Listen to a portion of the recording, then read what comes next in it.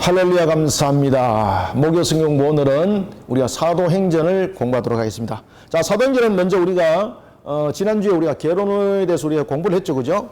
사도행전은 전체적으로 세 마디로 구성되어져 있다.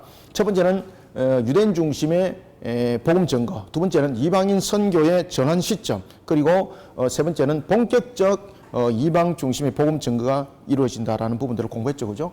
첫 번째 마디는 예루살렘 중심이 됐다면 두 번째는 팔레스타인이 중심이 되고 그 다음에 세 번째는 땅끝이라는 이 부분들이 사도행전 속에서 증거되어집니다. 자, 이런 사도행전은 우리가 이제 누가가 이제 기록을 하면서 기록을 했던 그 목적들이 있습니다. 목적이 있어야 되는 거잖아요. 누가가 복음서를 기록할 때에 누가 복음을 기록했던 목적과 그리고 사도행전을 기록했던 목적이 다릅니다. 연속성상이 있다고 보시면 됩니다. 특히 이제 누가가 누가복음을 기록했을 때의 그 목적은 하나님의 나라의 시작의 관점입니다.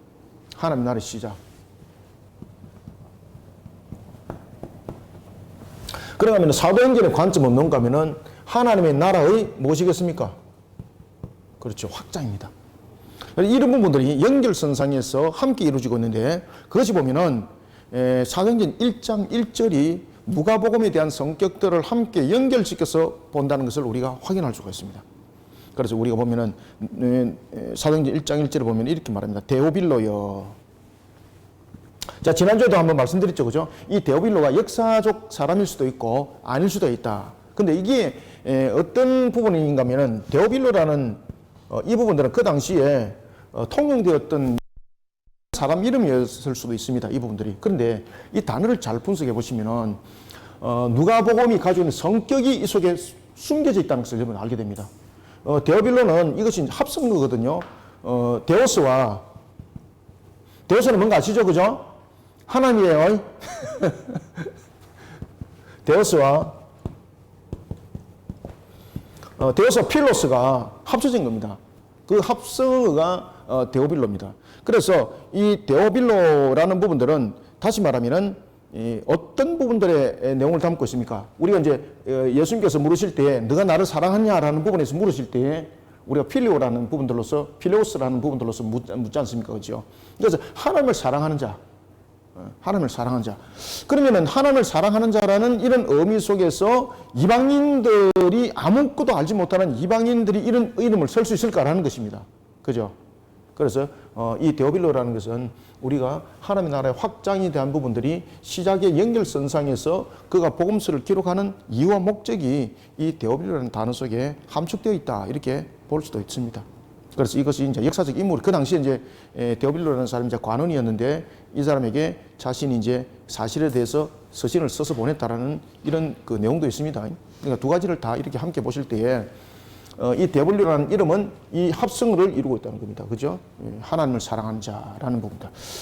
자, 그러면서 이제 그가 이렇게 이제 말을 하고 있는 겁니다. 데오빌로여, 1장 1절 보십시오. 데오빌로여, 내가 먼저 선 걸은 무엇입니까? 그렇죠. 이 내가 먼저 선 걸이라는 것은 누가복음을 말하고 있는 거거든요. 복음서, 누가복음. 그러면 내가 먼저 섰다는 것은 데오빌로에게 그 전에 것도 보냈다는 이야기지 않습니까? 그 전에 것도. 그러니까 누가복음과 연결이 되고 있다는 것이 누가복음 1장 1절에 다 이미 증거되고 있습니다. 그리고 이제 그 당시에 서신이라는 부분들을 여러분들이 이제 잘 기억을 하셔야 되는데 그 당시는 서신을 통해서 굉장히 중요한 일들을 많이 해나갑니다. 첫 번째는 서신을 통해서 그들이 교회에 관한 여러 가지 이제 정보 부분들을 공유를 하였고, 그리고 그 당시 서신은 이것은 공유적 성격을 가지고 있습니다. 서로 공유하는 것들. 그리고 이제 두 번째는 이 하나의 교회의 일치와 연합을 이루는 데 있어서 서신이 굉장히 중요한 내용으로 쓰입니다. 그래서 서신의 중요 시점들 속에서 나타나고 있는 것이 바로 일치와 연합인데 이 부분 속에서 굉장히 또 중요하게 작용하는 것이 뭔가 하면은 교리에 대한 내용들이 이 서신 속에서 실리기 시작합니다. 그래서 이제 초대교회 때에 이 서신들이 만약에 이제 빌립보 교회에 보냈다면은 빌립보 교회만이 서신이 아닙니다. 공동 회람이었거든요. 그러면은 그 서신을 받은 사람들은 그 서신을 읽어줍니다. 그 다음에 이제 자신이 이제 직접 이제 서신을 전달하는 사람이잖아요. 전달하는 입장에서 그 서신이 이제 안에 어떤 내용인지를 또 유권 해석적 측면에서 설명까지 다 해줘요. 그러면은 그것을 이해를 하고 서신을 똑같이 이렇게 복사를 해가지고 이것을 그 당시에는 뭐 그 등사기도 없었고 복사기도 없었잖아요. 그죠? 그래가지고 글로써 써요 똑같이 써서 여러 교회에 보냈던 그런 공동 서신. 그런데 이제 여기서 이제 문제가 생겼던 겁니다. 그래서 이제 이것이 진품이냐 가짜냐라는 부분에서 굉장히 문제가 생겼는데 어떤 내용들이 이제 발견되어지는가 하면은 서신에 기록했던 사람들에 대한 내용들을 자신들이 이제 유권 해석해 가지고 다른 해석들을 막 담아버리는 내용들이 막 돌아다니기 시작했습니다. 그러다 보니까 이해하는 부분에서 굉장히 많은 문제점들이 생기기 시작했던 거죠. 그런 이제 그 모순도 이 서신 정치 속에서 또한 서신을 통해서 일어났던 사역을 통해서 그런 모순점들도 많이 나타나기 시작했습니다. 그러나 그 당시에는 뭐 일치점을 가질 수 있고 공통점을 가질 수 있는 수단은 통신 시설이 없었기 때문에 사람의 입으로 전달하는 것보다는 문서를 통해서 일치와 연합을 이루는 부분들에 굉장히 중요한 부분들을 다뤘던 것이죠. 그래서 그 당시에 서신은 굉장히 중요한 역할을 했습니다. 오늘 본문에서도 이제 등장하고 있는 것처럼 이제 서신을 기록을 하게 되는 거죠. 그리고 그 당시에는 이렇게 서신을 기록할 때에 그냥 자기 생각대로 적지 않습니다. 자기가 이제 복음서를 적어서 다른 곳에 보내려고 그러면 항상 사도들의 증거물이 항상 실려야 됩니다. 여러분들 영지주의자 아시죠? 그죠? 그노시스라 그러잖아요. 영적으로 구원받는 것, 육신은 감옥이고, 그 다음에 이제 영지주의의 책을 이제 잘 읽어보시면 이제 아르콘에 관한 책들도 이제 아르콘에 관한 내용들도 다루고 있거든요. 그럼 예수님께서 이제 십자가에서 이제 못 박힌 것은 무엇이냐? 그것은 가상적인 가현설이다. 그것은 아르콘을 속이기 위해서 예수님께서 위장한 것이다. 라고 말하는 것이 영지주의자들의 주장이거든요. 그리고 그들은 육신의 감옥을 벗어나는 그 탈출이 구원입니다. 그래서 그들에게는 영육 간의 구원이 아닙니다. 영의 구원인데 감옥을 벗어나는 겁니다. 그것이 이제 영지주의자. 그래서 영지주의자 속에서는 보면은 극단적 금욕주의자가 있었고, 그 다음에 방탕적 성에 대한 타락주의자들이 있었습니다. 왜? 육신이 아무리 타락을 해도 육신은 이미 끝난 거지 않습니까? 영은 육신의 영향력을 안 받는다는 거죠. 그러다 보니까 더욱더 성적으로 타락하는 방종주의자들이 나섰는가 하면은 또한 굉장히 극단적 금욕주의자들이 있었는데 그들은 영이 보다 더 육신의 감옥을 빠르게 잘 탈출할 수 있도록 육신이 도와야 된다. 그래서 육신을 절제시켜야 된다라는 부분에서 이런 금욕주의 이런 부분들이 또한 많았습니다. 그래서 영지주의는 한 계파가 있는 것이 아닙니다. 다양한 여러 가지 부분들에 대해서 이런 부분들이 형성이 이제 되어지고 있는 것을 우리가 볼 수가 있습니다. 이런 부분에 여러 가지 부분에서 교리적 부분에도 이제 어려움들이 나시게 되는데 이런 잘못된 교리에 대해서도 서신이 중요한 역할을 하게 되는 겁니다. 특히 이제 영지주의자들은 이런 부분에 구원론을 말하고 있을 때에 사도들의 서신은 굉장히 중요한 핵심이. 그런데 영지주의자들도 자신들의 교리적 주장에 대해서 근거가 있어야 되잖아요. 그 근거가 뭔가 하면 제자들의 어록입니다. 제자들의 어록. 그 당시에 이 서신들이 굉장히 그 난무하게 막 번지고 그러면서 복사본들이 막 만들어지고 가짜 책들이 만들어지고 막 그런 일들이 있었거든요. 그 영지주의자들이 주로 이제 썼던 것은 뭔가 하면 제자들의 어록입니다. 어록. 누가 그렇게 했더라라는 거 있잖아요. 서신서가 아니고 누가 그렇게 했더라라는 것을 어록집으로 만드는 그러한 기록집들이 있었습니다. 이것을 가지고 그들이 자신들의 영지주의에 대한 변증들을 해나갔던 겁니다. 그런데 오늘 본문에 등장하는 이런 그 누가라든지 그 다음에 이제 사도들도 이제 사도서를 쓸 때에 모든 부분들은 12사도의 무엇이 중심이 되겠습니까? 그렇죠. 사도들의 그렇지. 서신이 항상 증거물로 제시가 되는 겁니다. 그래서 오늘 사도행전을 기록할 때도 보면은 누가가 자기 생각나는 대로 짓거리지 않습니다. 이 모든 것들의 증거물들에 대한 기본들은 항상 사도서가 바탕이 딱 되어서 지금 이 내용들을 증거해 나가고 있는 겁니다. 왜 그런가 하면은 그 당시에 지금 이 서신들을 기록할 때에 지금 사도행전들이 등장할 때 여러분들이 나중에 이제 뒤에 이제 가보시면 압니다만은 이런 거짓 교사들이 난무하게 되고 이런 이단들의 문제들도 막 등장하거든요. 여기서 대표적인 이단들이 누군가 하면은 에비온주의입니다. 에비온주의. 그 다음에 또 하나는 이단은 무엇이겠습니까? 제가 방금까지 말씀드렸던 것. 그렇지. 영지주의. 에비온주의는 유대 사상이 중심이 됩니다. 유대 사상. 유대인화입니다. 유대인화. 예수 그리스도를 믿는 믿음 속에서 율법의 지킴이 되어야 되는 겁니다. 그러면 그 율법의 지킴 속에서 대표적인 것이 뭔가 하면 할례를 행하는 겁니다. 그러면 할례를 행한다는 것은 어떤 의미를 가지고 있는가 하면은 이방인들에는 권이 없다는 뜻이죠. 에벤주의는. 할례를 행하는 것이 무엇입니까? 그 유대인화 속에서 들어오는 것이거든요. 그렇기 때문에 이 에벤주의 사상은 오래가지 못합니다. 이 에벤주의 사상이 나중에 영지주의와 같이 혼합을 이루게 되고, 그리고 특히 이제 이 영지주의는 굉장히 여러 가지 것들 복합을 이루게 됩니다. 여기에서 영지주의는 어느 정도로 복잡한 단계를 접어들게 되는가 하면은 유대 사상이 접목점을 이루게 되고, 그 다음에 여기서 플라톤 철학이 들어옵니다. 플라톤 철학이 들어오고, 그 다음에 여기서 헬레니즘이 이 속에 들어오게 되는데, 이것이 복합적으로 만들어서 영지주의가 탄생을 하게 되는 겁니다. 그래서 영지주의가 영적 구원에 관해서 이야기를 할 때 참 황당무계한 이야기들이 많이 나오는 것은 이런 영향력 때문에 그렇습니다. 자, 이러한 부분에 대해서 누가복음이 증거되어지고 있는 것, 하나님의 나라 확장에 대해서 그 이야기가 되어질 때도 이 당시에 이런 사항들이 함께 전개되고 있었습니다. 아시겠습니까? 에벤주의 사상과 그리고 또한 영지주의에 대한 이런 사상들이 교회 속에서 또는 여러 가지 사상 속에서 난무했기 때문에 자신이 서신서를 기록할 때 항상 자신의 기본이 되고 근거가 되는 것은 제자들의 의록이 아니고 항상 사도서가 자신에게 증거물이 되는 겁니다. 그래서 나중에 이런 보시면은 사도행전을 보면은 등장하는 인물이 누가 등장합니까? 베드로가 등장하고, 그리고 또한 사도 바울이 등장시킬 때 그냥 등장 안 시키죠, 그죠? 그런 것들을 다 이렇게 참고해서 사도행전들이 여러분들 기록이 됐다고 보시면은 맞습니다. 그러니까 그런 부분들을 잘 담고 이렇게 오시면 되겠습니다. 이해됐죠, 그죠? 자, 이렇게 이제 서신서를 이제 기록을 하게 됩니다. 그러면서 그가 이제 이렇게 말합니다. 방금도 말씀드렸던 것처럼 데오빌로에 내가 먼저 선 걸, 누가복음이죠, 그죠? 누가복음이라는 이 부분도 서신을 기록할 때 무엇이 전부 다 기록의 중심을 이루고 있는 겁니까? 제자들의 의록이 아니고 사도서의 서신서들이 전부 다 중심을 이루어서 그 당시 공동회람 속에서 추가되는 것 조금 더 적고 이렇게 하는 겁니다. 우리가 마태, 마가, 누가는 뭐라고 말합니까? 그렇죠. 맞습니다. 공간복음. 그 다음에 요한복음이 들어오는 것을 우리가 사복음서라 말하잖아요. 공간복음이라는 것은 서로 간에 통용이 되었던 상태 속에서. 그래서 마태가 적었던 것, 누가는, 요런 부분들에서 무엇이 그 우선설인가라는 부분도 또 서로 이야기해야 되는 거죠. 마가 우선설인가, 마태 우선설인가라는 것을 확인할 때는 누가 그 내용들을 인용했는가를 찾는 거예요. 그래서 이제 대체로 이제 학자들은 마가 우선설, 저 같은 경우는 이제 마가 우선설을 저는 이제 주장을 합니다. 저 같은 경우는 뭐 그런 것들은 나중에 다음에 또 말씀을 드리고요. 누가복음도 마찬가지입니다. 그래서 누가가 기록을 할 때에 마태, 마가가 필히 참고됩니다. 아시겠습니까? 누가 기록할 때 마태, 마가복음이 필히 참고됩니다. 이런 속에 그가 사도행전을 또한 기록을 하게 되는 거죠. 무릇 예수께서 행하시며 가르치시기를 시작하신부터 그가 택하신 사도들에게 성령으로 명하시고 성천하신 날까지 이를 기록하였노라.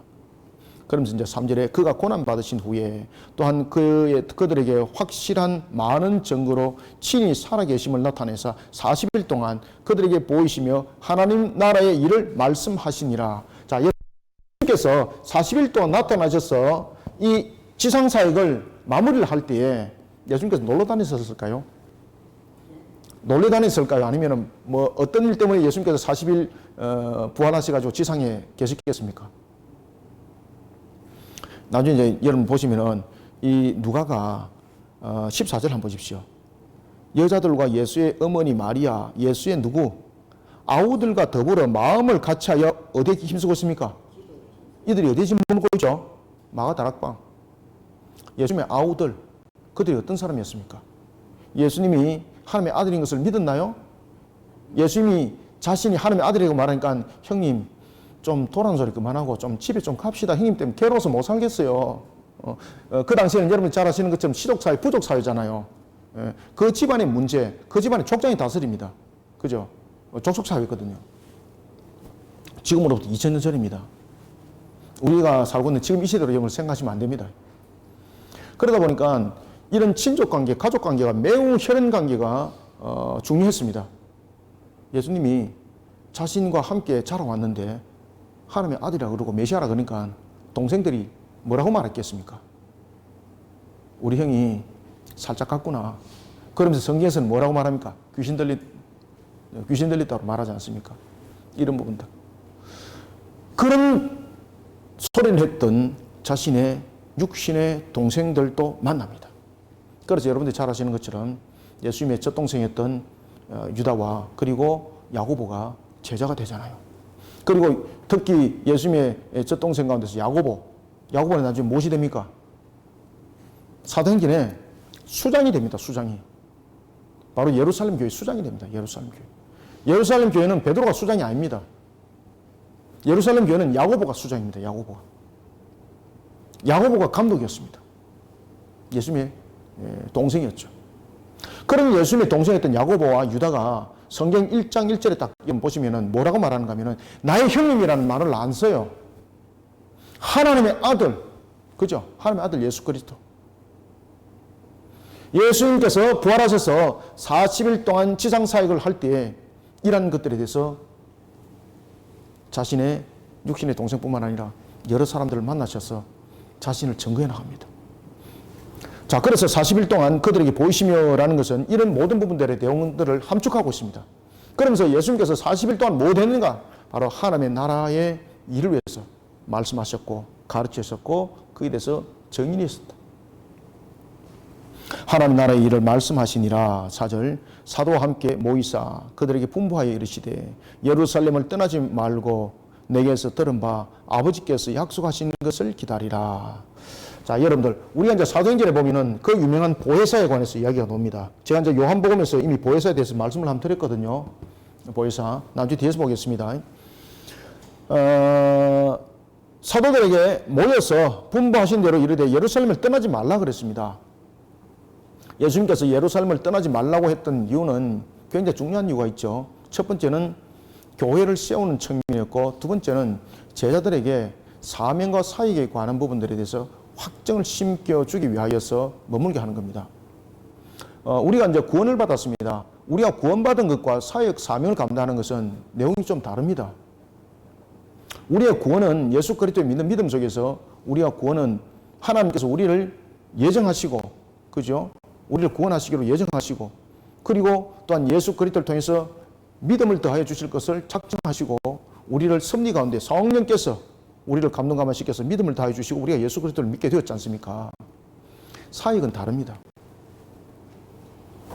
그래서 구원과 사역 부분에 대해서 우리가 사도행전 1장에서 구분을 잘 하셔야 됩니다.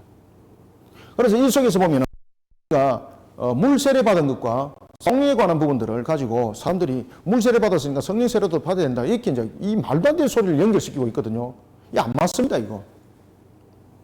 그래서 이 부분들을 우리가 구원과 그 다음에 사역적인 부분에서 반드시 구분하셔야 됩니다. 아시겠습니까? 그리고 이러한 사건들은 그 당시에 지금도 동일하게 일어날 수는 있습니다. 그런데 지금 이 시대는 이런 부분들이 동일하게 일어날 필요가 없습니다. 시대에 따라서 하나님께서 조명해 나가는 것이 다릅니다. 그래서 그 당시에 그 사건들이 지금도 동일하게 일어난다라는 그 사건 속에만 매여 있어가지고 성령 받으라. 이 부분들 가지고 사람들을 희롱하고 있고 사람들을 희롱하고 있고 이런 것 가지고 뭐 무리를 지어 다니고 뭐 이러면 큰일 나는 겁니다, 이거. 그런 사건들이 동일한 사건들이 일어날 수는 있지만은 그 사건들이 왜 일어나는가를 갖다가 우리는 사도행전에서 분명히 구분하여 잘 보셔야 됩니다. 그러면 혼동이 생기지 않습니다. 우리는 예수 그리스도를 믿는 믿음 속에 우리는 이미 성령으로서 우리는 거듭난 자들입니다. 그런데 성령은요, 부족하거나 성령은 마이너스가 생기거나 플러스가 생기거나 이것이 아닙니다. 왜 우리에게 성령 충만을 받으라고 말하고 있는가 하면은 이 성령 충만함이 어떤 의미를 가지고 있는 걸 잘 아셔야 됩니다. 성령 충만이라는 것은 뭔가 하면은 우리의 자유의지가 굉장히 민감하게 작용합니다. 우리는 만약에 하나님께서 우리로 하여금 하나님의 거듭난 사람으로서 만들어서 하나님이 원하는 쪽으로만 그냥 움직이고 하나님이 원하는 쪽에서 1%도 오차 없이 그냥 움직이는 것은 기계입니다, 기계. 성령은요, 우리의 자유의지와 굉장히 민감하게 움직입니다. 우리는 하나님께서 우리를 인격체로 만드지 않습니까? 이 인격체라는 것은 뭔가 하면은 자신에 대한 결정력을 자신이 가지는 겁니다. 그래서 자신에게 값이 있는 겁니다. 에덴 동산의 사건도 그렇게 해서 터진 것이 아니겠습니까? 그래서 이런 부분들도 뒤에서 함께 보겠습니다. 자, 그래서 우리가 보시면은 예수님께서 왜 예루살렘을 떠나지 말려고 했는가 하면요. 그들에게 구원이 아닙니다.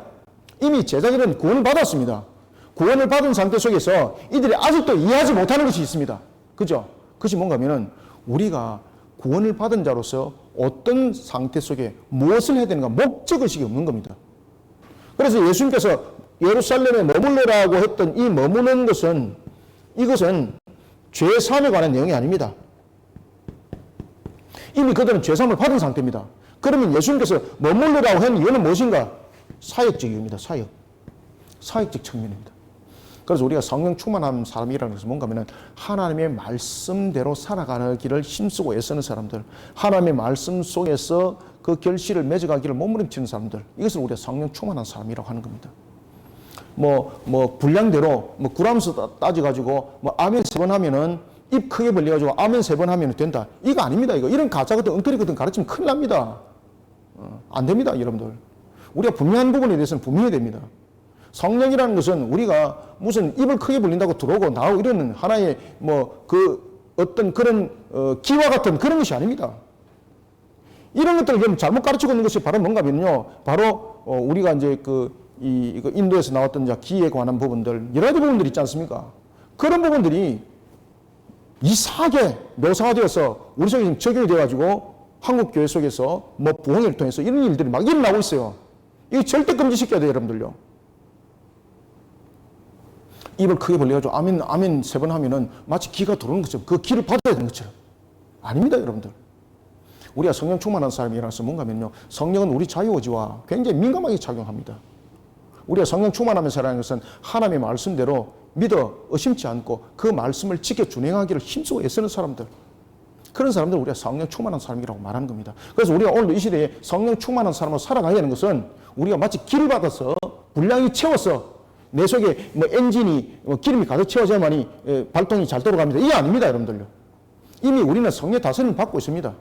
그런데 우리가 성령이 부족한 것처럼 느껴지는 것은 뭔가 하면요. 우리의 자유의지가, 우리의 인본주의가 하나님의 말씀의 다스림을 밀어내는 겁니다. 그래서 우리에게는 성령 충만한 사람이 되려면 하나님의 말씀을 지켜 준행함이 되어야 되거든요. 하나님의 말씀을 지켜 준행함이 되기 위해서는 우리에게 반드시 필요한 신앙이 딱 한 가지가 있습니다. 무슨 신앙일까요? 회개신앙입니다. 회개신앙. 회개신앙입니다. 그래서 우리가 여러분 구원의 서정에 관해서 다 배울 수 있죠, 그죠? 구원의 서정에 관해서 공부를 하다 보면은 성화 단계가 있죠. 성화 단계. 우리가 이제 성화라는 부분들은 우리가 예수 그리스도를 모습을 닮아가는 모습인데 이 성화 단계가 우리에게 주어지는 것은 우리에게 완전 구원이 일어나지 않기 때문에 우리에게는 성화가 필요한 것이거든요. 그런데 웨슬리안은 성화 단계라는 부분에서 완성을 이야기를 하지 않습니까? 폴렉시즘에 관한 부분들을 이야기를 했지 않습니까? 그럼 완전이라는 것은 다시는 변하지 않아야 되는 것인데 아니잖아요.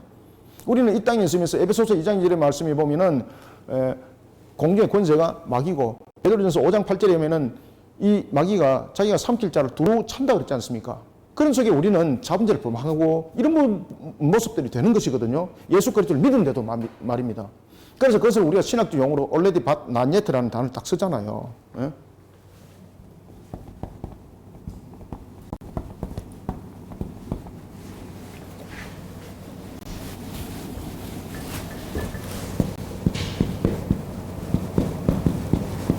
이 단어를 쓰지 않습니까? 이게 신학적으로 이게 종합적으로 정립된 단어거든요.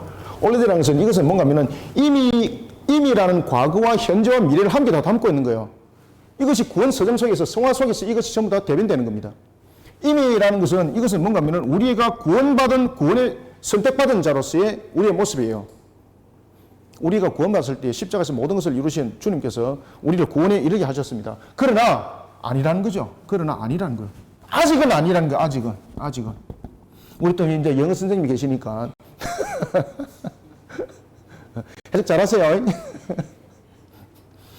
이미 구원을 받았는데 그런데 아직까지 완전 구원이 아니라는 겁니다. 그래서 우리에게 주어지는 것이 성화라는 과정이 속에 주어지는 겁니다. 이런 성화라는 이런 과정 속에서 나타나고 있는 것이 뭔가 하면은 우리의 완전함이 아직 성립이 되지 않았기 때문입니다. 그래서 우리는 이런 구원의 서정 관계 속에서도 나타나고 있는 것처럼 우리의 모든 경과들과 과정들은 예수 그리스도를 믿음 속에서 이루어졌고 그런 속에서 우리는 성화 과정 속에서 일어날 때에 아직도 완전 구원이 일어나지 않는 상태 속에서 우리가 예수 그리스도를 믿는 믿음 속에서 완전한 구원 속에 나가는 방법은 이 땅에서 생명이 끝나거나 아니면 주님이 오시는 그날이거든요. 그런데 그 과정 속에서 그러면 주님이 우리를 방치하냐? 아니라는 겁니다. 우리를 더욱더 예수 그리스도를 닮은 모습으로 만들어가는 겁니다. 우리의 현 과정 속에서. 그 과정이 성화인데 이 성화 과정 속에서 뭐가 작용을 하는가 하면은 우리가 구원의 서정관계에 대해서 사람이 관여하는 부분들이 딱 한 가지가 있습니다. 그것이 뭔가 성화 과정입니다.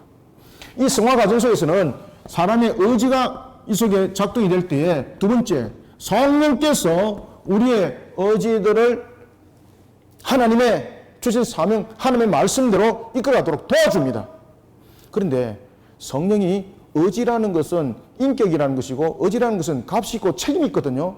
그런데 만약에 성령이 자기가 처음에 그냥 강제적으로 다 이끌어가면은 이건 의지는 값이 없는 겁니다. 성령은 우리의 의지가 굉장히 민감하게 작용을 합니다. 그것이 성화 과정입니다. 이때에 우리가 하여금 더욱더 예수 그리스도를 닮은 모습 속에 우리로 나아가게 만드는 것이 뭔가 하면 회개신앙입니다. 그래서 우리가 죄사함을 통해서 회개함으로 하는 말씀을 지켜나가는 측면에서 우리가 또한 회개를 하지 않습니까? 이런 모든 과정 속에서 우리는 성령 충만한 사람이 되는 겁니다. 아시겠습니까? 이런 부분들 이제 구원 서정 관계 속에서 또 공부할 때 제가 한번 말씀드리고요. 전체적인 맥락은 하여튼 이 부분들 잊지 마시길 바랍니다. 사도행전이 이런 부분들을 좀 다루고 있습니다. 전부 다.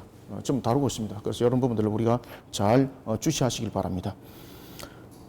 사도들과 사도와 함께 모이사 그들에게 분부하여 이르시되 예루살렘을 떠나지 말라. 떠나지 말라는 이유는 무엇입니까? 구원이 아닙니다. 사역적 측면입니다. 사역적 측면에서 성령께서 그들을 도우시며 역할들을 보라는 거죠. 아직까지 그런 체험을 못했기 때문에. 왜냐하면 지금까지는 예수님과 함께 하셨잖아요. 그리고 예수님이 이제 떠나시고 난 뒤에 보혜사 영을 통해서 이제 사역적 측면에서 성령의 충만함이 무엇인지 보혜사 영을 통해서 그들에게 이제 알게 하고 깨닫게 하고 알게 하면 경험을 줬던 것이 바로 각종 언어로서 사람들에게 나타났던 것입니다.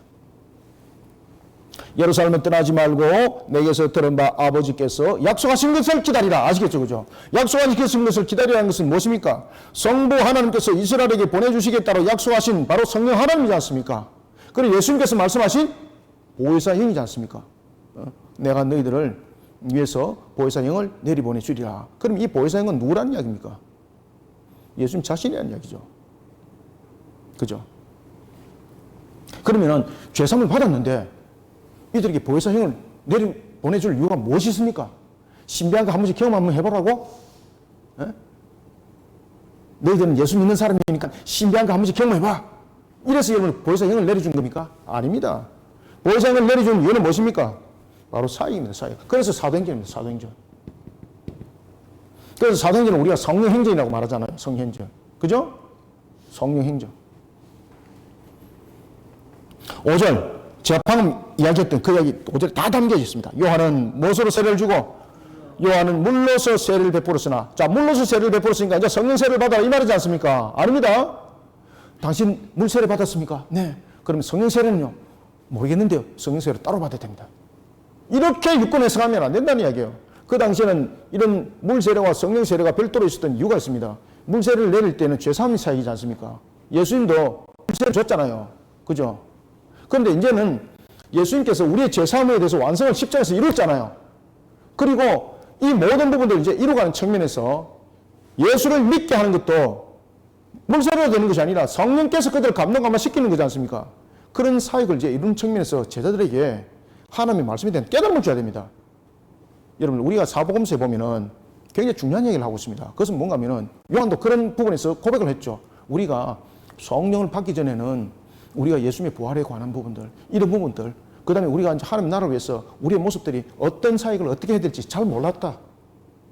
그런데 우리가 그러한 성령의 그런 사건들을 경험하고 난 뒤에 우리에게 주어진 사역과 우리에게 주어진 역할들이 무엇인지를 우리는 깨닫기 시작했다. 그래서 사도행전을 보면은 마가다락방 사건이 딱 터지고 난 뒤에 제일 먼저 누가 사역을 이룹니까? 베드로. 그죠? 그래서 그것은 성령 충만이라는 것은 어떤 능력을 받아서 자신들이 무슨 행하는 것이 아니라 성령께서 그들에게 깨달음을 주시는 거예요. 그리고 그들에게 또한 권능을 함께 주시는 거죠. 그래서 말씀의 권세가 있는 겁니다. 베드로가 말씀으로서 3,000명의 회개를 일으킬 때 베드로 능력인가요? 안 그러면 성령께서 그들을 회개시켜서 그들로 하여금 다시 주님 품으로 돌아오게 만들었나요? 성령께서. 그래서 성령의 사역이 이제 무엇인지를 하나하나 조언해 주는 것이 이제 본문 속에서 등장하기 시작합니다. 자, 요한은 물로 세례를 베풀었으니, 자, 요한의 그러면 세례가 물로 했으면 이제 성령 세례를 별도로 받아야 되는 것 아닙니다. 지금은 우리가 예수 그리스도를 믿는 믿음 속에서 우리는 세례함을 받은 겁니다. 이 세례는 물 세례와 성령 세례와 구분되는 것이 아닙니다. 우리는 이미 예수 그리스도를 믿는 믿음 속에서 우리는 이미 성령으로서 우리는 다스림 받는 자가 되는 겁니다. 만약에 성령께서 우리를 충만케 하셔서 다스려가지 않는다면 우리는요, 예수 그리스도를 믿을 수 있는 능력 우리 속에 없습니다. 인간의 죄성이 먼저 우리의 근본을 이루고 있기 때문입니다. 아시겠습니까? 성령께서 우리를 예수 그리스도를 믿는 믿음 속에 감동감화시켜서 만들어가는 겁니다. 그래서 우리가 예수 그리스도를 믿을 때 이미 우리는 성령으로 거듭난 사람인 것입니다. 그럼 우리가 물세례 받아야 되고 성령세례 받아야 되고 그 당시에 사도행전에 이런 일들이 있었기 때문에 지금도 이와 같이 동일한 일들을 해야 된다라는 것은 어불성설입니다. 이것은 이 당시에는 예수님께서 제자들과 함께 있을 때는 성령께서 별도로 이들에게 무슨 이야기를 할 필요가 없는 겁니다. 왜? 예수님 자신이 제자들을 가르치면서 일들을 해왔지 않습니까? 이제는 예수님이 하늘로 보좌에 올라가셨습니다. 그러면은 이제는 제자들에게 예수님께서 십자가에서 이루신 그 구원이 무엇이고 이런 것들을 깨달음을 줘야 되거든요. 지금까지 제자들이 못 깨달았던 거예요, 이게. 이들이 성령을 받고 난 뒤에 그때서 비로소 깨달았다는 거죠. 바로 이런 부분들이 필요했던 겁니다. 우리가 회개를 통하는 것도 우리의 의지는요, 회개를 할 수 있는 것보다는 회개를 하지 않는 쪽에서 우리의 의지는 강합니다. 왜 그렇습니까? 죄 속성을 가지고 있기 때문에. 성령께서 우리를 하여금 회개케 하시고 또 오시니까 우리는 성화 과정이 있는 겁니다. 오늘 본문들이 다 그 이야기를 하는 겁니다. 그래서 우리가 오늘 본문 속에서 1장이 조금 진도가 좀 늦을 수는 있지만은 뭐 그래도 1시간 안에 다 끝날게요. 그래서 우리가 보면은 성령 세례가 있고 물 세례가 있는데 이것은 뭐 죄삼의 세례고 이거는 죄삼에 대해서 1단계, 2단계 이렇게 설명하면은 이거는 여러분들 아주 이것은 그 엉터리를 떠나서 우리가 지금 교리 속에서 완전히 무너지게 만들어버리는 겁니다. 이 물세례라는 것은 시섬이잖아요. 시섬. 그죠? 죄삼을 말하고 있는 거죠. 그러면은 이 성령 세례는 무엇인가? 지금 성령 받으라고 그러잖아요. 물세례와 성령 세례의 차이점이 무엇인가? 이 성령을 하나님이 주신 이유는 바로 무엇인가? 바로 사역적 측면입니다. 이 사역. 이건 죄 씻음이 아닙니다. 이거는. 완전히 구별되는 겁니다. 완전히 구별되는 거. 그래서 예수님께서 제자들 보고 너희들이 다른 데 가지 말고 예루살렘에 기다리라. 예수님께서 최후 만찬을 했던 그 다락방이 최초의 예루살렘 교회가 되는 거죠. 그곳에 머물러라 했던 것은 무엇을? 성령 세례를 통해서 그들에게 깨달음을 주고 그 다음에 사역적 측면에서 그들을 일으켜 세우는 겁니다. 지금까지 예수님께서 십자가에서 죽으신 그 죄삼에 대해서 가르침을 3년 동안 줬지만 아직까지 완전히 그들이 이해를 하지 못합니다. 왜? 지식이 모자라서 아니에요. 유대적 관점 속에 사로잡혔기 때문에. 유대적 메시아관에 여전히 사로잡혔기 때문에. 그래서 예수님이 있던 그 당시에, 제자들이 있던 그 당시에 예변주의가 판을 쳤던 이유는 바로 그런 유대적 사상들이 여전히 제자들 속에도 있었던 겁니다, 여러분들. 사도와 함께, 그죠? 그래서 요한은 물로 세례를 받았으나 너희는 몇 날이 못되어 성령으로 세례를 받을 것이다. 성령으로 충만함을 일컫는 거죠. 다시 말하면은 우리가 물 속에 잠기는 것처럼 성령으로 충만함을 받아야 된다는 거죠. 무엇과 연결되기 때문입니까? 성령에 사로잡힌 자가 되어야 된다는 겁니다. 바로 사역입니다. 우리가 제자로서 이 땅에 남겨진 이유, 우리가 성도로서 이 땅에 남겨진 이유, 이제 그 이유 속에 하나님께서 그 역할들을 감당할 때에 성령께서 모든 것을 이끌어서 우리의 의지와 함께 결탁하여 이끌어서 이 모든 사역들을 이끌어갈 것을 이제 성령 세례를 통해서 가르쳐 주는 것입니다. 그래서 성령 세례는 성령이 지배를 하는 것이고 성령의 다스림을 받는 것인데 성령의 다스림을 받는 것은 어떤 길을 받아서 하는 것이 아니라 하나님의 말씀을 지켜 준행하는 것도 우리가 이해를 통해서 우리의 의지가 작동되는 거지 않습니까? 그래서 성령이 이런 역할들을 다 하는 겁니다. 자, 6절 그들이 모였을 때에 예수께 여쭈어 이르되 주께서 이스라엘 나라를 회복하심이 이때니까 하니 무엇이라 말씀하십니까? 이르시되 때와 시기는 아버지께서 자기 권한에 두셨으니 너희가 알 바가 아니오. 이 속에서도 예수님께서 중요한 이야기를 하시죠. 분명히 종말은 반드시 옵니다. 우리의 종말에 대한 부분들은 반드시 우리가 기억해야 될 것은 종말은 심판만 있는 것이 아니라 우리로 하여금 단절과 새로움의 연결이 종말 때 있는 거죠. 불신자들에게는 종말은 완전히 멸망에 이르는 그런 불못이 있을 수밖에 없지만은 우리에게는 이 종말이라는 것은 그 모든 심판에서 끝나는 것이 아니라 우리를 대속하신 예수님이 우리의 이름을 생명책에 기록한 것을 확인한 날이죠. 그래서 우리의 종말은요 다릅니다, 여러분들. 그래서 우리는 항상 종말을 기대하고 살아가야 되는 거예요. 기대하고 살아가야 되는 거예요. 그런 종말 언제 어떤 때 오는가, 이 부분 때문에 또한 우리나라가 난리가 난 적도 있었죠, 그죠? 다미성교회 사건 기억나죠? 그때 참 저 생생하게 저 기억합니다. 그때 제가 뉴스 보고 막 다미성교회 이들이 막 미쳐가지고 그 산에 올라가가지고 막 그죠? 그렇게 있었고 그러면서 이조석이하고 다 뭐 사기범으로 다 잡혀갔지 않습니까? 근데 그가 이제 다시 출범하여서 자기 스스로 자기가 사기꾼이라고 이야기를 했거든요. 법원에다가 그 반성문도 쓰고 그럴 때. 그러면서 나중에 이제 그가 출소를 하고 난 뒤에 그 모였던 무리들이 이조석이 다시 떼오는 거예요. 그래서 제가 이제 공부하러 다닐 때 서울역에 이제 제가 이제 THM 이제 그 석사과정 그 서울에서 이제 공부를 할 때 서울역에서 그 이조석을 중심으로 다시 이제 재개업한 그 교회들이 있거든요. 이렇게 전도를 하는 거예요. 그래서 제가 봅시다 이게 뭡니까? 그래 보니까 이 이조석인 거예요. 제가 가만 놔두겠습니까? 제가 이렇게 얌전한 제가 가만 놔둘 리가 없죠. 제가 서울역에서 그것도 전부 다 쫓아보냈습니다. 그래서 사람들 보고 제가 그랬습니다. 이런 사람들은 대면하시면 안 된다고. 이런 사람들은. 그래서 제가 다 쫓아보냈습니다. 제가 한 번은 제가 이제 이 복음을 전하다가 제가 그 구류 상태에 제가 한번 들어갈 뻔했었는데 저는 몰랐거든요, 그 법을. 부산역에 이제 대합실에 딱 들어왔는데 와 아무도 없는 거예요. 이야 이거 황금의자이다. 그래 제가 그 중간에 딱 서가지고 제 혼자 서가지고 육성ing으로 막 복음 막 전한 거예요. 저는 이제 갈 때마다 기차 전철 안에서도 저는 항상 성경을 갖고 다니면서 옆에 사람들에게 이제 복음을 전하고 외국인들 이제 보면은 이제 여기 이제 그 영어로 되어 있던 그 복음 전도지, 그다음 한글로 된 복음지 두 개를 저는 항상 이어 다녔거든요. 그럼 이제 옆에 이제 앉으면은 이제 외국인들한테는 영어를 내놔놓고 이제 막 짧지만은 그래도 복음을 전하거든요, 제가. 그렇게 이제 제가 이제 했었는데, 와, 그때 제 혈기 안에 주님께서 의로운 분노를 통해서, 제 영혼들을, 그만두지 말고 네 입술을 열어라, 막 이런 식으로. 그래서 제가 막 그 안에서 얼마나 막 크게 막, 이야, 이 황금의자이다. 그래 막 복음을 전하고 막, 제가 막 진짜로 막 하늘이 무너질 정도로 그렇게 뜨거웠을 때거든요. 근데 옆에 두 사람 딱 오는 거예요. 느낌이 딱 이상한 거예요. 저 사람들 왜 내인데 오지? 그 딱 옆에 딱 오더만은 선생님 신고하셨습니까? 무슨 신고? 이러니까 집회 신고하셨습니까? 뭐냐? 그러니까 이곳에서 그 하면은 경범죄로 잡혀가는 거 알고 계십니까? 그래서 제가 알게 되었습니다.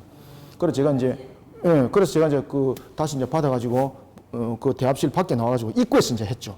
입구에서 보니까 옆에서 목탁을 탁 두드리고 있는 거예요. 그래, 제가 그 목탁 두드리니 옆에서 내가 이 개야. 그때 정말로 제가 뜨거울 때, 정말로 막 그런 적이 있었습니다. 그런 날들이 있었습니다. 예. 저는 막 그랬었습니다. 제가 막 무당집에 가서 제가 막 복음 전하고 막 그랬었습니다. 제가. 그리고 저를 이제 따라다니는 권사님이 제가 이제 그 귀신을 쫓아보낸 장면을 보신 거예요. 이제 그 진짜로 성령의 능력으로. 아시겠습니까? 그런 일들이 이제 일어납니다. 사도행전에서 이제 그런 일들이 막 일어납니다.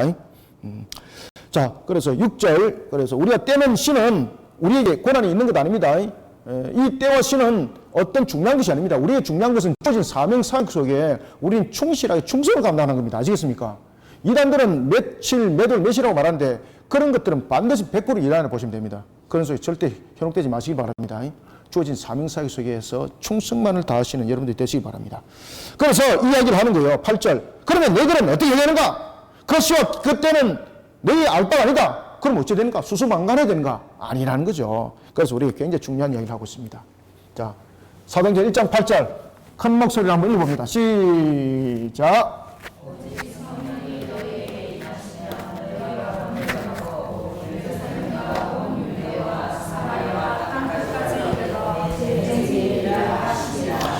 그러면은, 아멘. 그러면은 종말이라는 관점 속에서 때와 시는 알 필요가 없는데, 그러면은 나는 뭐 하는 사람 돼야 되는가? 사역을 분명히 해라. 그래서 사도행전 1장 8절에서 사역에 대해서 이제 성령 세례를 주는 거예요. 그래서 성령 세례가 사역 세례라는 것을 여러분들이 잘 아셔야 됩니다. 뭐 기받고 이런 건 아닙니다, 이거. 그러면은 우리가 시와 때 부분에서, 종말에 대한 시와 때 부분에서 우리가 사역을 그러면 어떻게 되는가? 네 가지 부분에서 충성을 되라. 어떻게? 제일 처음에 먼저 어디로 가라 그럽니까? 예루살렘. 그 다음에 두 번째는 어디? 유대. 그 다음에 세 번째 어디? 예. 이거, 한글을 잘 읽는 분들은 이야기 안 하고, 한글 잘 못 읽는 분만 이 대답을 하고, 학생들이 이게 안 되겠네, 진짜로. 그래, 공부 잘하는 이유를 알겠죠, 그죠? 앞자리. 그럼 네 번째는 어디? 그렇죠, 그렇죠. 자, 너희들은 이와 같이 사역하라는 거예요, 사역. 그러면 사역하는 측면에서 우리의 능력으로 되는가? 안 된다는 거죠. 왜? 항상 여러분 머릿속에 인지, 절대 인지하셔야 됩니다. 우리 저기 이제 우리 간사님 이름이 인지거든요. 이름이 인지입니다. 분명히 인지하셔야 됩니다. 그것은 뭔가 하면은 에베소서 2장 2절의 말씀과 베드로전서 5장 8절의 말씀 절대 잊어버리면 안 됩니다. 이거 엄청나게 중요한 내용입니다, 이거. 우리는 사역적 측면에서 그럼 어디를 어떻게 되는가? 예루살렘을 보고 말하는 겁니다. 예루살렘은 무엇입니까? 자신이 사는 땅입니다. 삶의 터. 그죠? 우리가 지금 제송동에 있으면 제송동. 그래서 우리가 지교회가 중요한 겁니다. 그 다음에 두 번째는 유대입니다. 유대는 무엇입니까? 나라와 민족 복음합니다. 삶의 틀을 통해서 너는 복음을 시켜라. 그 나라와 민족을 위해서 복음을 시켜라. 그래서 우리 나라와 민족을 위해서 반드시 기도하셔야 됩니다. 나라가 똑바로 안 가고 있으면 똑바로 나라를 세운 일에 기도해야 됩니다. 우리는 혁명 봉기하고 이런 건 아닙니다. 아시겠죠? 그죠? 제가 이제 어저께 이제 서울에서 저를 이제 소개하는데 제가 이런 이야기를 했습니다. 저에게는 7년의 역사가 없습니다. 저에게는 이제 7년의 역사가, 그러니까 저의 인생에 굉장히 중요한 역사였습니다. 여러 가지 부분들. 그래서 저는 이제 그럽니다. 내 일익에서 7년의 역사는 저는 다 지워놓습니다. 절대 쓰지 않습니다, 제가. 어디에서도 그 이력은 제가 나타내지 않습니다. 부끄러운 역사가 아닙니다. 자랑할 수도 있는 역사입니다. 근데 제가 그 역사를 다 덮어버립니다. 그러면서 제 일에게는 무엇부터 시작하는가 하면 예수 그리스도로 시작합니다. 제가 그것을요, 기도하면서 제가 다짐을 했습니다. 하나님, 제 앞에 이력은 절대 안 적겠습니다. 어떤 관계 속에서도 이 앞에 이력은 적지 않겠습니다. 그리고 저는 이 부분이 7년에 대해서 간증도 잘 하지 않습니다. 설교 이제 가끔씩 하다 보면은 나도 모르게 한 번씩 툭툭 튀어나오는 경우들은 한 번씩 있는데 이야기를 하지 않습니다. 그래서 제가 과거에 찬송가 부를 때에 519장 맞죠? 그죠? 십자가를 질 수 있나? 제가 어저께도 이제 그 말씀을 한번 드렸는데, 제가 이 찬양을 정말로 좋아했었습니다. 왜 그런가 하면요, 저의 스토리가 그 속에 다 있습니다. 십자가를 질 수 있나? 이 가사가 저의 스토리가 다 담겨져 있습니다. 그 속에. 그래서 제가 이 찬양을 하다가 얼마나 뜨거웠던지, 수협에, 제 부격자 시절 때 이제 수협의 인도를 제가 했거든요. 찬양 인도를. 그래, 한 20분 동안에 찬양 인도를 하는데, 제가 이 한 곡만 가지고 찬양 인도를 한 거예요. 근데 놀랄 사실은 온 교인들이 막 은혜 충만하게 되어버린 거죠. 그래, 담임 목사님 설교할 필요가 없었던 거죠. 그래서 그날 저녁 때 바로 당회실에 불려갔습니다. 왜 그래 하느냐고. 그래서 내가 그래, 이런 말 했습니다. 하나님이 이 찬양을 불러라 그랬습니다. 그래서 제가 이 한 곡만 20분 동안 불렀습니다. 20분 동안. 그러고 난 뒤부터 제가 그 찬양을 안 불렀습니다. 그로부터 제가 17년 동안 그 찬양을 안 불렀습니다. 제가. 십자가를 질 수 있나? 아시겠습니까? 사역.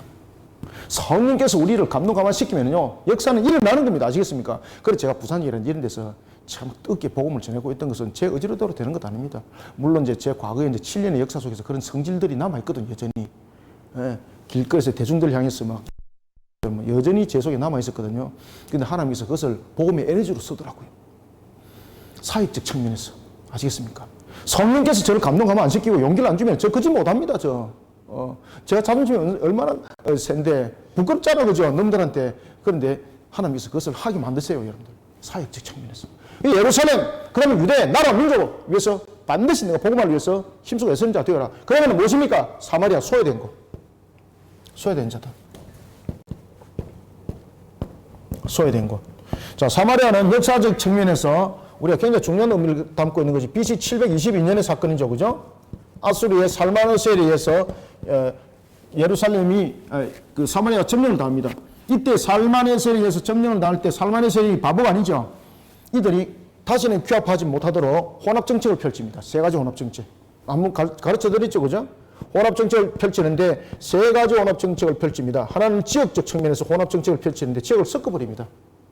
그다음에 두 번째는 혈통에 대해서 섞어버립니다. 왜? 정통성을 없애기 위해서. 그 다음에 세 번째는 아주 중요한 겁니다. 바로 종교입니다. 혼합을 시켜버린 겁니다. 이 속에서 나타난 종교가 무엇입니까? 그렇죠. 그래서 나타난 종교가 바로 사마리아 종교입니다. 사마리아. 그래서 요한복음 4장에 보면은 예수님께서 사마리아 여인을 찾아갔을 때 사마리아 여인이 뭐라 말합니까? 유대인들은 우리에게 물 달라 소리를 안 하는데 당신은 왜 나에게 물을 달라 하나이까? 하면서 비꼬죠. 그죠? 유대인들은 BC 722년에 이 사건으로 인해서 사마리아 지역을 가지 않습니다. 왜? 하나님을 욕되게 했고 하나님을 부정하게 만드는 것. 그곳에 가면 우리가 부정한 자가 되기 때문에 어떤 경우도 그곳에 가지 않습니다. 예루살렘을 지나가기 위해서는 사마리아를 지나가면 분명히 지름길이었고 빠른 길이었습니다. 그런데 그들은 그걸로 가지 않습니다. 왜? 그쪽에 가는 순간 자신들은 부정한 자가 되어서 예루살렘의 예배에 참석할 수 없기 때문에 뺑 돌아서 가는 거예요. 사흘 길을 더 돌아서 가는 거예요. 나봉 안다면 질러서 가는 거잖아요. 근데 그렇게 하지 않아요. 예수님께서 말씀하십니다. 어디까지 가라? 소외된 사마리아. 너희들이 판단하지 마라. 말이에요. 너희들이 판단하지 마라. 죄인이 죄인을 판단하는 이 말이 되겠습니까? 여러분들, 사마리아 부분들을 소외된 곳이라, 불의한 곳이라 말하는 그들은 불의하지 않습니까? 그들은 하나님 앞에 부정한 자가 아닌가요? 유대인들은 자신들이 스스로 선민이 맞나요? 이것을 깨달으라는 거예요. 이 땅에 있는 모든 사람들은 다 무엇이다? 죄인입니다, 여러분들. 그런 속에서 우리가 가야 될 곳이 어디 있고 안 가야 될 곳이 어디 있습니까? 주께서 명령하시면 다 가야 되지. 그래서 너희들이 판단하지 말라는 겁니다. 내가 구원하고자 한 자는 너희들이 말할 때 시궁퉁에 있는 저들이 무슨 구원이 있어? 라고 말했던 그 속에 있다. 여러분들, 우리가 1903년에 원산 대붕 일어난 사건 아시죠? 우리가 이제 우리나라에 두 가지의 큰 사건이 일어나잖아요. 1903년에 원산에서 대붕운동 사건이 일어나고 1907년에서 무엇이 일어납니까? 그렇지. 평양 대붕운동 일어날 때에 이때에 중심이 된 한 사람이 등장하는데 이게 누굽니까? 독일 선교사죠. 이 사람이 의사였습니다. 처음에 조선 땅을 방문해가지고 복음을 전하는데 자기 말을 아무도 이해 못하고 그리고 복음을 들을 생각도 안 하는 거예요. 근데 조선 땅에 이를 보니까 세 가지가 창궐하는 거라. 첫 번째, 음주, 이 마약과 같은 이런 흡연, 그 다음에 기생이, 여자에 대한 이런 문제, 성적 타락. 야, 이것들이 인간인가? 자기가 복음을 전하면서 속으로 이것들도 인간이야. 그러니까 이 인간도 아닌 것들이 복음을 전해도 안 믿지. 자신이 복음을 전하면서 그렇게 생각했다는 거죠. 그런 하디를 하나님께서 완전히 엎어버려요. 그러면서 나타났던 것이 선교사 모임 속에서 하디가 먼저 회개하게 되고 그러고 난 뒤에 자신이 주일날 설교할 때 자신이 고백을 하기 시작합니다. 내가 여러분들에게 복음을 전했지만 내가 여러분들 보고 이런 조선놈들이 무슨 예수를 믿어? 내가 여러분들에게 마음에 품을다고. 그런데 놀라운 사실은 하디를 또한 섬기고 있던 조스가 고백을 합니다. 선교사님, 제가 고백을 할 것이 있습니다. 제가 선교비 뺑땅치 먹었습니다. 그러면서 또 놀라운 사건이 일어납니다. 저는 누구를 간음했습니다. 저는 누구에게 도둑질했습니다. 심지어 살인자 고백까지 일어나 버렸던 거죠. 와, 이 속에서 대회개운동이 이제 일어났던 겁니다. 그리고 진짜로 도둑질한 자는요, 진짜 그 집을 찾아가가지고 2배를 갚는 것이 아니라 4배를 갚기 시작한 겁니다. 사교 사건처럼 말입니다. 그러면서 그 집에 간절히, 그 사람들에게 간절히 용서를 구합니다. 이런 사건들이 그냥 원산을 그냥 엎어버린 거죠, 그냥. 아시겠습니까? 이런 사건들. 그러면 하디라는 사람이 우리 조선을 볼 때 사물같이 여긴 것입니다. 그런데 그 속에 하나님께서 택한 백성이 있더라는 것입니다. 너희들이 판단하지 마라. 너희들도 똑같은 죄인이다. 그래서 사역이라는 것은 사명을 감당하는 것이지 내가 판단하는 것이 아니라 땅까지 가라. 그 다음에 어디까지 가라? 이거 땅까지 갈 수 있겠습니까? 유대인들은 안 갑니다. 유대인들은 어떤 견을 가지고 있는가 하면 그래서 사도행전을 보시면은 계속해서 예수님의 제자들은 여전히 예루살렘에 머뭅니다. 그러면서 이제 사건이 터지게 되는 겁니다. 땅끝은 그들이 뭐라고 생각했습니까? 이방인. 그들에게는 구원이 없습니다. 그래서 예수님께서 제자들을 세웠던 그 시대에 예수님께서 성천하시고 이제 교회 시대가 열리지 않습니까? 에클레시아 시대가. 그때 교회 속에서 나타났던 최초의 이단들이 무엇이라고요? 에벤주의. 유대인화. 예수 그리스도를 믿는 믿음 속에서 율법을 지켜 준행해야 된다. 그래서 너희들은 반드시 할례를 행해야 된다. 그런 속에 유대인화가 되었을 때에 구원이 있다. 그런 가르쳤던 거. 이방인들은 구원이 없다는 거죠. 제자들 속에 이게 개선됐습니다. 나중에 여러분들 그들이 성령 세례를 다시 말하면 성령 충만함으로 사역에 대해서 은혜를 받는데 그럼에도 불구하고 이들이 이 두 가지 부분을 실행하지 않습니다. 그래서 무슨 사건이 터집니까? 스데반 사건이 터지는 겁니다. 자, 오늘 우리가 전체적으로 1장을 다 갈지는 모르겠습니다만 한번 가봅시다. 그래서 여러분 보시면은 사도행전 1장 8절 오직 성령이 너희들에게 임하면 너희가 권능을 받고 예루살렘과 온 유대와 사마리아 땅까지 이르러 무엇이 되라? 그렇지. 내 증인이 되라. 내 증인이 되라. 그러면 이제 성령 세례를 주는 이유를 아시겠죠? 성령 세례를 주는 이유는 무엇입니까? 주님의 증인으로 무엇을 감당하기 위해서? 사역을 감당하기 위해서. 그래서 우리가 여러분 성령 충만함이라는 것은 성령의 다스림을 받는 것이거든요. 성령의 다스림을 받는 것은 하나님의 말씀을 지켜 준행함입니다. 주께서 우리에게 명령한 것을 지켜 준행함이 그 속에 함께 다 사역도 함께 펼쳐져 있는 겁니다. 그래서 오늘도 우리가 이런 사역에 충성되지 못하면요, 오늘도 성령 충만한 삶을 살아가지 못한다고 봐야 되는 겁니다. 그런 우리 속에 반드시 입술을 열어 회개하시길 바랍니다. 주님이 오늘 나는 어디를 통해서 주님의 증인이 되기를 원하나이까. 저는 이제 과거에 이제 그 버스를 타잖아요. 그럼 제가 버스 안에서도 제가 복음을 전하고 그랬었습니다. 제가 한 번은 제가 버스 아저씨한테 말씀해가지고 이 안에 탔을 때 육성으로 좀 복음을 좀 전할 수 있어야 되겠다. 그래서 저는 온갖 생각을 다 했었습니다. 제가. 그리고 하나님 말씀대로 하루를 정직하게 한번 살아보자. 그러면서 그 말씀대로 살아가다가 제가 스트레스 받아 죽을 뻔했습니다. 왜 그런가 하면 차선도 보면 노란불에 다 지키고 그 다음에 좌회전도 다 지키고 우회전도 다 지키는데 뒤에서 빵빵 돼가지고 날린 거예요. 그러면서 뒤에서 제가 이제 있으니까 지나가면서 야, 이 미친놈아! 그거 서서 말어! 이러고. 그러니까 그런 일들이 막 일어나는 거죠. 그죠? 한 번은 제가 이제 새벽 기도 인도를 하는데 아무도 없는 차선에 새벽에 그날 새벽 기도 인도 저였거든요. 담임 목사가 싹 지나갔어요. 저는 몰랐습니다. 차 하나가 불법으로 싹 지나가는 거예요. 그래서 저는 새벽에 저 혼자 딱 서서 자전 깜빡 입고 깜빡 기도를 했는데 이분이 야, 저 사람 저 새벽에 좌회전 시간 뭐하라고 기다리노? 그냥 가면 되는데 그래서 자기는 불법했고 지나가면서 그 사람이 누군가 이렇게 봤다는 거죠. 봤는데 제가 이렇게 가만히 기다렸다. 그래가지고 담임 목사 11시 예배 때에 회개하면서 설교하셨습니다. 우리가 여러분들 오늘도 성령 충만한 삶 속에서 우리가 살아가야 됩니다. 아시겠습니까? 내 증인이 되리라 라는 것은 우리가 하나님의 말씀 속에 증인이 되는 것이지 어떤 사람을 끌어모으는 측면에서 불법과 탈법 속에서 내가 몇 명을 전도했습니다. 이게 아닙니다. 내 증인이라는 것은 항상 하나님의 말씀이 기준이 되고 하나님의 말씀을 지켜 준행함 속에서 우리는 증인이 되어야 되는 것입니다. 말씀을 떠나서는 안 되는 겁니다. 자, 9절. 이 말씀을 마치시고 이제 봅니다. 이 말씀을 마치시고 그들이 보는데 올라져 가시니 구름이 그를 가려 보이지 아니하더라. 왜 보이지 않겠습니까? 그죠? 영광이 그를 덮은 거죠. 주님은. 그리고 이제 하늘 보좌에 계시는 거죠. 자, 그때에 10절에 보면은 올라가실 때 제자들이 자세히 하늘을 쳐다보고 있는데 흰옷 입은 두 사람이 그들 곁에 서서 이르되 갈릴리 사람들아. 여기서 왜 갈릴리 사람들이라 얘기했을까요? 갈릴리 사람만 있는 것도 아닌데 왜 갈릴리 사람들이라고 말했을까요? 특히 갈릴리 지역은 첫 번째 영적으로 소외된 지역이잖아요. 그리고 갈릴리 지역은 여러분들이 잘 아시는 것처럼 보잘것없는 지역이지 않습니까? 그죠? 우리가 납달리 지파의 창세기 49장에 보면은 야곱을 통해서 12아들들에게 예언을 하죠. 그때에 납달리 지파에게 예언을 하죠. 그죠? 암사슴이 아름다운 노래를 부르는 것. 이것이 복음이거든요. 이것이 납달리 지파에 대한 축복인데 그래서 예수님이 그 창세기 49장의 말씀의 성취를 이루기 위해서 갈릴리 사역을 중심으로 한 겁니다. 이거 잘 아셔야 됩니다, 여러분들. 아무도 이 갈릴리 지역 인정하지 않았습니다.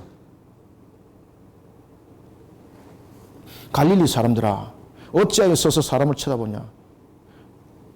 너희 가운데서 하늘로 올라지신 이 예수는 하늘로 가심을 본 어떻게 그대로 오시리라 하였느니라. 아멘. 자, 오늘은 우리가 11절까지만 하겠습니다. 1장을 이제 다 하려고 하다가 이제 앞에 이제 시동이 좀 걸려가지고 원래 이제 그 11절까지 제가 자르려고 그랬었습니다. 자, 이것은 이제 우리가 보시면은 여러분이 그 기억해야 될 것은 11절을 보시면은 하늘로 올라가신 이 예수는 하늘로 가신 본 그대로 오신다는 것은 우리에게 무엇을 말하고 있습니까? 재림에 관해서 이야기를 하고 있는 겁니다. 우리가 초림의 주님이 우리의 사역을 이루는 측면에서 초림의 주님의 사역과 재림의 주님의 사역 다르죠? 자, 주님께서 오셨습니다. 오셨는데 초림의 주님은 우리의 대속을 이루는 측면에서의 사역을 이루는 것이고 재림으로 오시는 분은 무엇으로 오시는 것입니까? 그렇죠. 심판으로 오는 것입니다. 내용이 다른 것입니다. 반드시 오실 거라는 겁니다. 그런데 놀라운 사실은 나중에 이런 보시면은 이들이 하늘로 승천하는데 실질적으로 500의 형제들 이것을 다 보고 있었던 겁니다. 그런데 주님께서 승천하시잖아요. 그런데 그 가운데 믿지 않는 사람들도 어떻더라? 성경은 말합니다. 흰눈으로 보고 있는데 안 믿더라. 그런데 놀라운 것은 한두 명이 아니고 많더라. 주님께서 지금 승천하고 있습니다. 안 믿더라. 한두 명이 아니고 많더라. 세상이 이렇습니다. 진리를, 분명한 진리라 말하지 않습니다. 그런데 우리는 이런 진리를 반드시 사수하고 가르쳐야 될 의무가 있습니다. 세상 사람들이 아니라 그래도 우리는 진리를 반드시 지키고 반드시 진리에 대해서 가르치는 그 사역들을 우리는 펼쳐나가야 될 의무가 이 속에 다 있는 것입니다. 그래서 우리는 성령 사역 속에 일어나고 있는 우리의 모습들, 우리가 비춰나가야 될 사역들, 하나님의 말씀대로 지켜 준행함 속에서 모든 것을 이루어가야 된다는 것을 반드시 기억하시길 바랍니다. 아시겠죠? 그죠? 그래서 오늘은 여기까지 하고요. 그래서 이제 다음 주에 계속해서 성령 세례에 관해서 다시 한 번 더 보고, 그 다음에 제비 뽑기는 과연 우리에게 성경대로 맞는가? 라는 것도 다시 한 번 더 관출해 보도록 하겠습니다. 자, 오늘은 우리가 여기까지 사도행전을 공부하도록 하겠습니다. 감사합니다. 수고하셨습니다. 하나님 감사합니다. 주님께서 오늘도 우리에게 배우시는 은혜 감사드립니다. 눈에는 보지 않지만 살아계셔서 오늘도 천지와 만물을 다스리신 주님을 믿음의 눈으로 바라봅니다. 하나님의 선한 손길로 우리를 이끌어 인도하여 주실 때에 오늘도 우리로 하여금 성령으로 충만한 사람이 되어 주님의 사명 사역을 이루어 나가는 일에 부족함이 없게 해주시고 사역 사명을 감당하는 일에 우리로 하여금 하나님의 나라 일꾼으로 주님 뜻 가운데 귀하게 쓰임받게 하여 주옵소서. 오늘도 우리를 이 땅에 세우신 교회의 목적과 성도로서의 그 목적들을 이루어가는 삶들이 우리 속에 아름답게 이루어져서 하나님의 마음을 시원케 하고 주의 뜻을 세워나가는 일에 쓰임받는 일에도 우리에게 기쁨을 다하여 주시옵소서. 이제 우리가 사도행전을 공부를 합니다. 그저 지식으로만 배우지 말게 해주시고 성령으로 거듭난 자로서 우리로 하여금 사명사역 속에 온전히 바로 세워지는 성령 행전을 거듭하는 우리의 모습들로 일어나게 하여 주옵소서. 예수님의 이름으로 기도드립나이다. 아멘.